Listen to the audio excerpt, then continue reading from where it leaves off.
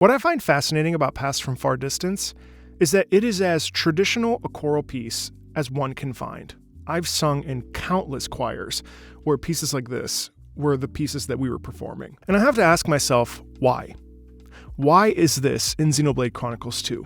And I understand the context of the game, but I'm curious to know why you think this piece was written into Xenoblade Chronicles 2. Even outside of the context of the game, why does it sound the way it sounds to you? Anyway, here are my thoughts on it. Today we're going to be listening to Past from Far Distance from Xenoblade Chronicles 2. My expectations have been met with this music. I haven't really played Xenoblade Chronicles or Xenoblade Chronicles 2, besides those 15 to 30 hours that I had with Xenoblade Chronicles 2 before I got distracted by other things. So this music has been a real blessing for me to discover, and I'm really looking forward to listening to this. So let's do it.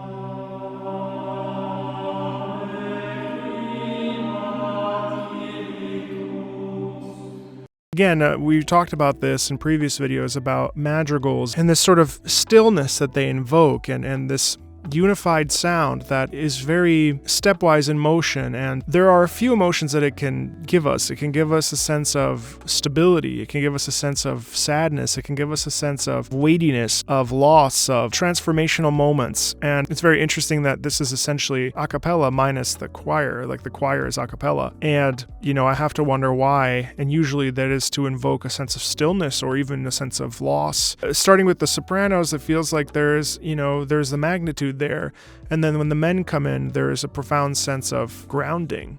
Well, let's keep going because I can't make too many assessments just from listening from that.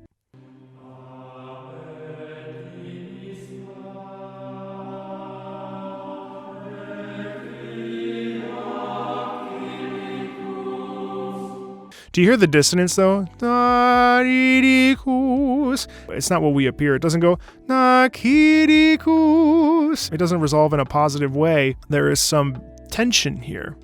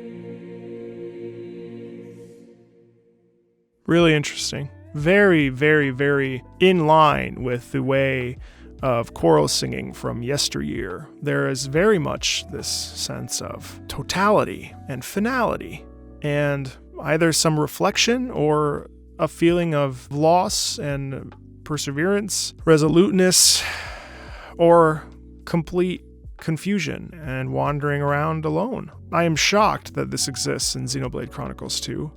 I underestimated the power of this music and the ability to really hold on to, standard polyphony and standard classical writing. This is very much something you would hear in a church, in an oratorio. An oratorio is a piece that follows liturgical story, and it's set to music. Yeah, very intriguing. And there's a somber note in here, and you hear all that dissonance. Very interesting. I was always expecting there to be like some sort of guitar or like drum set or something that comes in, and instead we got something very pared back, very natural, very, very raw. And also note that space, da-da-da, da-da-da. Breath can be immensely powerful when we let it exist with itself and we don't try to do things. It can be very, very, very affecting and really struck a chord with us. So that was absolutely beautiful. As always, thank you for the Patreon request. Feel free to join the Discord. I'd love to chat with you there. Thank you so much, and I will talk to you later. Bye.